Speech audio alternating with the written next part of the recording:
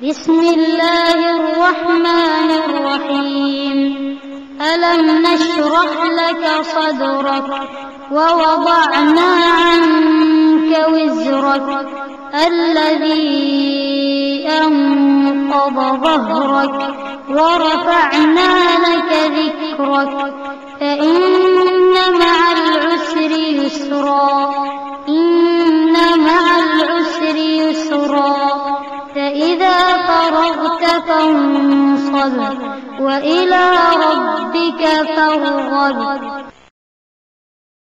إن الحمد لله. அன்பு மிகுந்த சகோதரர்களே, நாமெல்லாம் ஏகத்துவத்தை ஏற்று மறுமை என்ற இன்னொரு வாழ்க்கையிலே சொர்க்கம் செல்ல வேண்டும் என்ற ஆசையோடு வாழ்ந்து கொண்டிருக்கிறோம். இந்த உலகத்திலே நமக்கு என்னென்ன பாக்கியங்கள் கிடைத்தாலும் அல்லது கிடைக்காமல் போனாலும், பல வசதிகள் நமக்கு இல்லாமல் போனாலும், மறு உலகத்திலே இவைகளை விட பன்மடங்கான வசதிகளும் வாய்ப்புகளும் உயர்வான அந்த சொர்க்கமும் கிடைக்கும் என்ற நம்பிக்கையோடு நாம் எல்லாம் வாழுகிறோம். இந்த நம்பிக்கை என்பது உலகத்தில் வாழுகின்ற அனைத்து முஸ்லிம்களுக்கும் சொந்தமான நம்பக்கூடிய ஒரு நம்பிக்கை. மறுமை வாழ்க்கை நம்பாத ஒருவர் முஸ்லிமாக இருக்க இயலாது. சொர்க்கம் நரகம் என்ற ஒரு நிலை இருக்கிறது என்பதை ஏற்க மறுத்தால் அவர் மூமினாக வாழ இயலாது என்பதையெல்லாம் திருமறை மற்றும் நபிமொழி வாயிலாக அறிந்து வைத்திருக்கிறோம். இந்த அடிப்படையிலே இந்த மறுமையிலே எதை நாம் உலகத்தில் செய்தால் அந்த சொர்க்கத்தை அடைய முடியும், எதை செய்தால் நரகத்தை அடைய முடியும் என்பதை அவ்வப்போது நம்முடைய மனதிலே நிறுத்திக் கொள்வது, ஞாபகப்படுத்திக் கொள்வது மிக மிக பயனுள்ளதாகவும் நன்மையாகவும் மாறும். என்றைக்கெல்லாம் இந்த மறுமையை பற்றி உள்ள சிந்தனைகள் நம்மிடத்தில் குறைகிறதோ அல்லது இல்லாமல் செய்கிறதோ, அன்றைக்கெல்லாம் நம்முடைய வாழ்க்கையிலே பல தவறுகள் படியேறி அது மிக மோசமான நிலைக்கு சென்று விடுவதை பார்க்க முடிகிறது. ஒரு மனிதன் தவறில் இருந்து திருந்த வேண்டும் என்றால், சரியான பாதையிலே செல்ல வேண்டும் என்றால், இந்த மறுமையை பற்றி உள்ள சிந்தனை அவ்வப்போது தேவைப்படுகிறது. அதனால்தான் நபிகள் நாயகம் ஸல்லல்லாஹு அலைஹி வஸல்லம் அவர்கள் யார் எல்லாம் எந்த இடத்திலெல்லாம் ஒரு சபை கூடுகிறதோ அங்கு எல்லாம் அல்லாஹ்வுடைய தூதர் இறையச்சத்தை பற்றி மறுமையை பற்றி அவர்கள் போதிப்பார்கள். சந்தர்ப்பம் கிடைக்கும் போதெல்லாம் இதை எடுத்து சொல்லிக் கொண்டே இருப்பார்கள். வாய்ப்புகள் கிடைக்கும் போதெல்லாம் மறுமையை பற்றி உள்ள சிந்தனையை ஊட்டிக்கொண்டே இருப்பார்கள். அதனால்தான் அந்த நபித்தோழர்கள் எல்லாம் பல்வேறு காலகட்டத்திலே சிறப்புக்குரியவர்களாக திகழ்ந்தார்கள் என்பதை வரலாறுகளிலே நாம் தெரியலாம். இந்த அடிப்படையிலே இந்த மறுமையிலே சொர்க்கத்தை அடைய வேண்டும் என்பதற்கு இரண்டு விதமான வழிமுறைகளை உலகத்திலே இஸ்லாமியர்கள் கொண்டு இருக்கிறார்கள். ஒரு வழிமுறை என்ன? நாம் இந்த உலகத்திலே என்ன நன்மைகளை செய்திருக்கிறோமோ இந்த நன்மைகளை மையமாக வைத்து, அடிப்படையாக வைத்து அல்லாஹ் தயாரித்து வைத்திருக்கக்கூடிய அந்த சொர்க்கத்துக்கு செல்லலாம். இது ஒரு நிலை. இன்னொரு நிலை என்னவென்றால், நாம நன்மை செஞ்சோமோ தீமை செஞ்சோமோ அது எல்லாம் பெரிய விவகாரம் கிடையாது. நாம் சில ஆட்களை, நல்லவர்களை, நல்ல அடியார்களை, அவுலியாக்களை நாம் நம்புவோம்.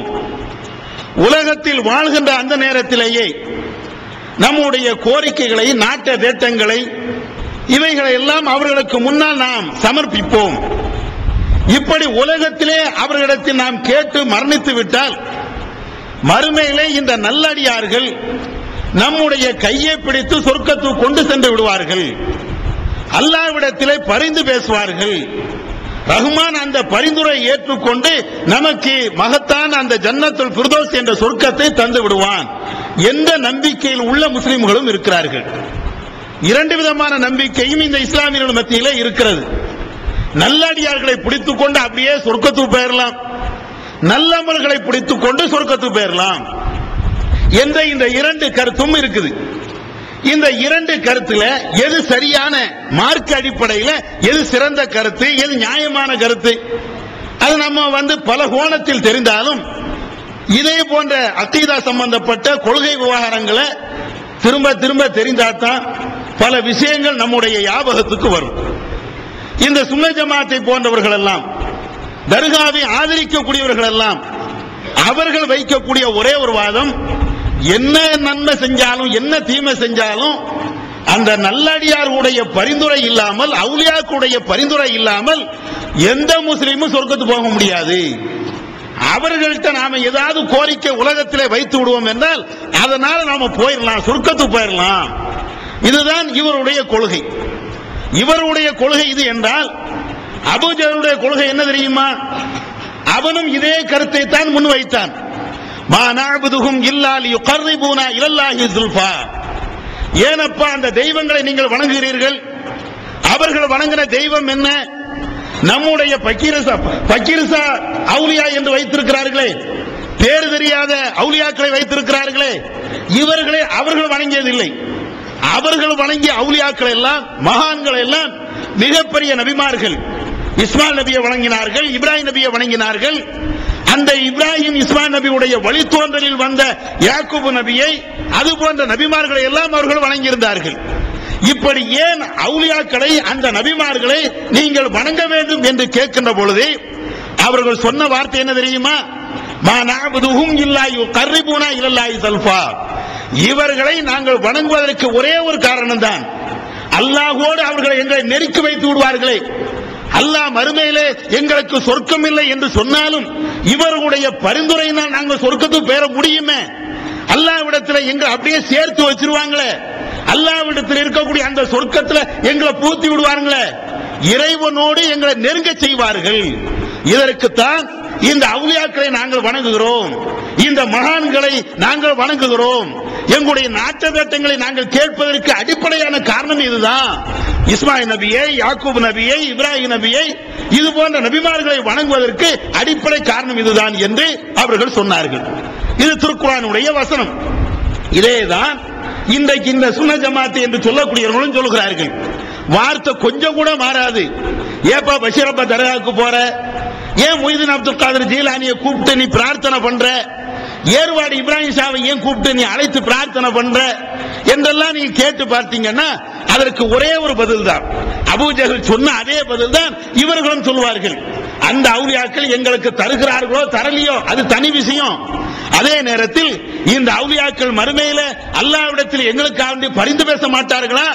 ரஹ்மானிடத்தில் எங்களுக்காக வேண்டி எங்களுடைய அந்தஸ்தை உயர்த்தி காட்ட மாட்டார்களா? எனவேதான் எங்களுடைய தேவைகளை, நாட்டங்களை, தேட்டங்களை எல்லாவற்றையும் அவரிடத்தில் நாங்கள் சொல்கிறோம். இது இவர்கள் சொல்லக்கூடிய வார்த்தை. அடிப்படையிலே சுன்ன ஜமாத் என்று சொன்னாலும் வாதத்தின் அடிப்படையிலே, கொள்கையின் அடிப்படையிலே அபூஜஹலுடைய கொள்கை என்னவோ அதுதான் இவருடைய கொள்கை. சரி, இதுதான் சரி என்றால் குர்ஆன் ஹதீஸின் அடிப்படையிலே மறுமையிலே இந்த நல்லடியார்களை எல்லாம், என் நபிமார்களா இருக்கட்டும், அவுலியாவா இருக்கட்டும், யாரா இருக்கட்டும், இவர்கள் யாருக்காவது பரிந்து பேச முடியுமா? பரிந்து பேசுகின்ற நிலையில் அவர்கள் இருப்பார்களா? இதை நம்ம யோசிச்சு பார்க்கணுமா இல்லையா? பரிந்து பேசக்கூடிய நிலையில் ஒவ்வொரு அவுலியாக்களும் அங்க வருவத்தானே செய்வாங்க. அவுலியாக்கள்னா யாருங்கிற தனி விஷயம். நீங்கள் நினைக்கிற மாதிரி யாரையும் நீங்கள் அவுலியாக்கள் என்று வைத்துக் கொண்டாலும் அத்தனை பேரும் மறுமையில் வருவாங்களே, அவர்கள் பரிந்து பேசக்கூடிய நிலையில் இருப்பார்களா அல்லது அவர்களுக்கு வேற யாராவது பரிந்து பேசக்கூடிய நிலையில் இருப்பார்களா? இதை யோசிச்சு பார்க்கணும்ல. அல்லாஹ் திருக்குர்ஆன்ல சொல்றான், வலகத் ஜீதுமூனா ஃபுராதா கமா ஹலக்னாக்கும் அவ்வல மர்ரத்தின் வ தரக்தும் மா ஹவ்வல்னாக்கும் வரா ஸுஹூரிக்கும். அல்லாஹ் சொல்றான், நீங்கள் அத்தனை பேர்களுமே, உலக மக்கள் அத்தனை பேர்களுமே, அல்லாஹ் சொல்கிறான், நீங்கள் அத்தனை பேர்களுமே தனிமையில் தான் என்னிடத்தில் நீங்கள் வருவீர்கள். எதை போன்று தெரியுமா? கமா ஹலக்னாக்கும் அவ்வல மர்ரா, நான் உங்களை ஆரம்பத்தில் படைக்கின்ற பொழுது நீங்கள் எப்படி தன்னந்தனிய ஆளாக இந்த உலகத்தில் வந்தீர்களோ அதே போன்று என்ன